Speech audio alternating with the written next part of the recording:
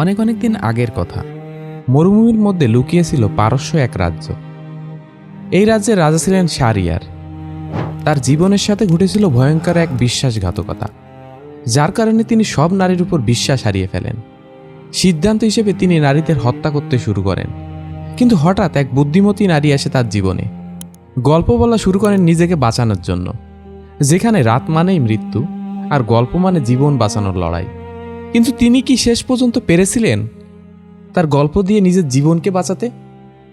Dark লাইটে স্বাগতম।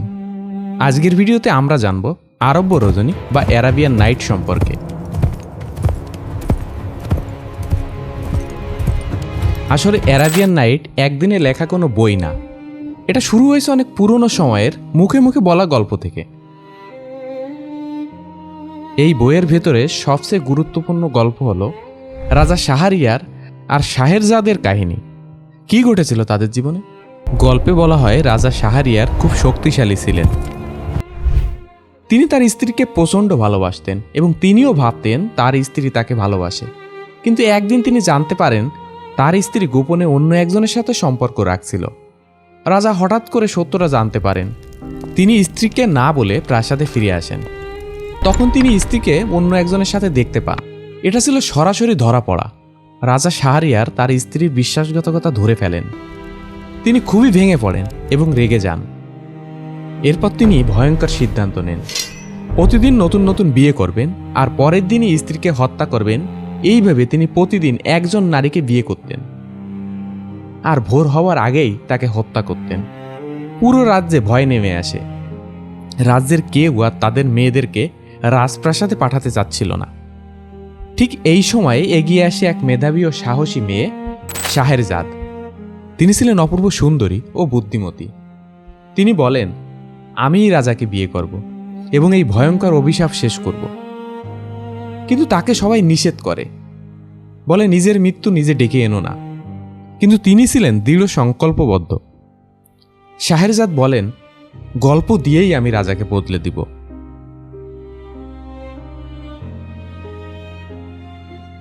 নিয়ম অনুযায়ী রাজার শাহেরজাদের সাথে বিয়ে হয় এবং বিয়ের প্রথম রাতেই শাহেরজাদ রাজাকে বলেন, মহারাজ, আমি আপনাকে একটা গল্প বলতে চাই। যদি আমার বলা গল্প শুনে আপনার ভালো না লাগে তাহলে আপনি আমাকে হত্যা করবেন। মহারাজ চিন্তা করে দেখেন, ওকে তো মারবই, ভোর হতে তো অনেক দেরি, শুনি না একটা গল্প। মহারাজ গল্প শুনতে রাজি হয়ে যান। শাহেরজাদ তার গল্প বলা শুরু করেন। এক ছিল গরিব ছেলে, তার নাম ছিল আলাদিন। সে ছিল চোর, তবে সে গরিবদের উপকার করত। একদিন শহরের এক জাদুকর আসে। সে আলাদিনকে বলে, একটা গুহা থেকে যদি তুমি একটা প্রদীপ এনে দাও তাহলে তোমাকে অনেক টাকা দিব। আলাদিন তার প্রস্তাবে রাজি হয়ে যায়। গুহার ভিতরে আলাদিন খুঁজে পায় একটি পুরনো প্রদীপ। ভুল করে সে প্রদীপে ঘষা দিয়ে ফেলে। ঠিক এমন সময় প্রদীপ থেকে বের হয় এক বিশাল দৈত্য। সে বলে, আমি তোমার দাস, আমার কাছে তুমি যা চাইবে তাই পাবে। ঠিক এই সময়ে শাহেরজাদ তার গল্প বলা থামিয়ে দেন। তখন রাজা তাকে জিজ্ঞেস করে, এরপর কি হলো? শাহেরজাদ হেসে বলে, বাকি গল্প কাল বলবো। এভাবে দিন যায়, রাত আসে। প্রতিদিন রাতের পর রাত গল্প চলতে থাকে। একটা গল্প শেষ হলে তিনি আর একটা গল্প শুরু করে। একদিন তিনি শুরু করেন আলীবাবা ও 40 চোরের গল্প। সেই গল্প শেষ হলে তিনি আবার শুরু করেন সিনবাদ নাবিকের গল্প। কিন্তু সবথেকে অদ্ভুত বিষয় হচ্ছে, তিনি গল্পগুলো এমন জায়গায় শেষ করতেন যে রাজার গল্প শোনার আগ্রহ আরো বেশি করে তৈরি হতো।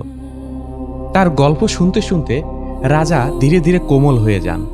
গল্পগুলোতে শুধু বিনোদন ছিল না, এগুলো রাজাকে বদলেও দিচ্ছিল। রাজা তখন মনে মনে চিন্তা করে, পৃথিবীর সব মানুষই কি খারাপ? এভাবে 1001 রাত পার হয়ে যায়। রাজা শাহেরজাদকে বলে, তুমি শুধু গল্প বলনি, তুমি আমাকে মানুষ বানিয়ে দিয়েছ। এরপর রাজা নারী হত্যার প্রতিজ্ঞা থেকে সরে আসে এবং শাহেরজাদকে তার রানীর জায়গায় বসান। এরপর থেকে তিনি আর কাউকে হত্যা করেননি। আবার তার রাজ্যে শান্তি ফিরে আসে। পৃথিবীতে এমন কোনো মানুষ খুঁজে পাওয়া যাবে না যারা আলাউদ্দিনের গল্প শোনেনি, আলীবাবা 40 চোর সম্পর্কে জানে না বা সিন্দাবাদের গল্প শোনেনি। এখন প্রশ্ন হচ্ছে, আরব রজনীর গল্পগুলো কিভাবে সারা বিশ্বে ছড়িয়ে পড়ল। প্রথমে 1001 নাইটস কোনো বই ছিল না, এগুলো ছিল লোককাহিনী, মানুষ একে অপরকে মুখে বলতো। এই গল্পগুলো আস্তে আস্তে ছড়ায় ইন্ডিয়া, ইরান এবং আরব ওয়ার্ল্ডে। পরে এই গল্পগুলো আরবি ভাষায় লেখা ও সংকলন করা হয়, তখন এই গল্পগুলো বইয়ের আকার পায়, নাম হয় 1001 রাত। আপনারা হয়তো অনেকেই জানেন না, আলিফ লায়লা মানেও 1001 রাত। তার মানে হচ্ছে আলিফ লায়লার গল্পগুলোও কিন্তু আরব্য রজনী থেকে নেওয়া। আগে ইন্টারনেট ছিল না, তাই ব্যবসায়ী, ভ্রমণকারী নাবিকরা এক দেশ থেকে অন্য দেশে নৌকায় করে বা পায়ে হেঁটে বা ঘোড়ায় চড়ে বাণিজ্য করতে যেত এবং সেই দেশের লোকজ সংস্কৃতিগুলো শুনে পরে নিজের দেশে গিয়ে বলতো। এই গল্পগুলো বিস্তারে বিশেষ করে তখনকার সিল্ক রোড এবং সমুদ্র পথগুলো উল্লেখযোগ্য। সবচেয়ে বড় পরিবর্তন আসে যখন একজন ফরাসি অনুবাদক অ্যান্টলি গালান্ড এই গল্পগুলো ইউরোপে নিয়ে যান। তিনি আরবি থেকে ফরাসিতে অনুবাদ করেন এবং সর্বশেষ 1700 সালের দিকে প্রকাশ করেন। তখন ইউরোপে এই গল্পগুলো খুব জনপ্রিয়তা পায় এবং মজার বিষয় হচ্ছে কিছু কিছু গল্প পরে যোগ হয়েছে, যেমন আলাদ্দিন, আলিবাবা, এগুলো অ্যান্টনি গালান্ড শুনে পরে বইয়ে যোগ করেন। এরপর এই গল্পগুলো ইংরেজি, জার্মান সহ অনেক ভাষায় অনুদিত হয়। অ্যারাবিয়ান নাইট সিরিজের কিছু জনপ্রিয় গল্পগুলো হচ্ছে আলাদ্দিন ও জাদুর প্রদীপ, আলিবাবা ও 40 চোর, সিন্দাবাদ নাবিক, 3 আপেল ও রহস্যের গল্প, দ্য ফিশারম্যান অ্যান্ড দ্য জিনি, 7 ভ্রমণকারী ও রাজকন্যার গল্প, জাদুকরী শহর ও রহস্যময় রাজ্য ইত্যাদি। এছাড়া এই গল্পের মূল প্রতিপদ্য আছে জাদুবিদ্যা, রাজা রানী, প্রেমিক প্রেমিকার কাহিনী, বিশ্বাসঘাতকতা ও প্রতিশোধের গল্প। অ্যারাবিয়ান নাইটের গল্পগুলো নিয়ে হলিউড তৈরি করেছে জগৎ বিখ্যাত সব সিনেমাগুলো, যা হয়তো আপনারা অনেকেই দেখেছেন। আমাদের অনেকে শৈশব কেটেছে এই সমস্ত অ্যারাবিয়ান নাইটের টিভি সিরিয়ালগুলো দেখে। আসলে এই গল্পগুলো সত্যি মানুষকে অনেক বেশি বিমোহিত করে, তাই আজও এই গল্পগুলোর জনপ্রিয়তা এখনো শীর্ষে। তো বন্ধুরা, কমেন্ট করে জানান অ্যারাবিয়ান নাইট গল্পগুলোর ভিতরে কোন গল্পগুলো আপনার সব থেকে বেশি ভালো লাগে।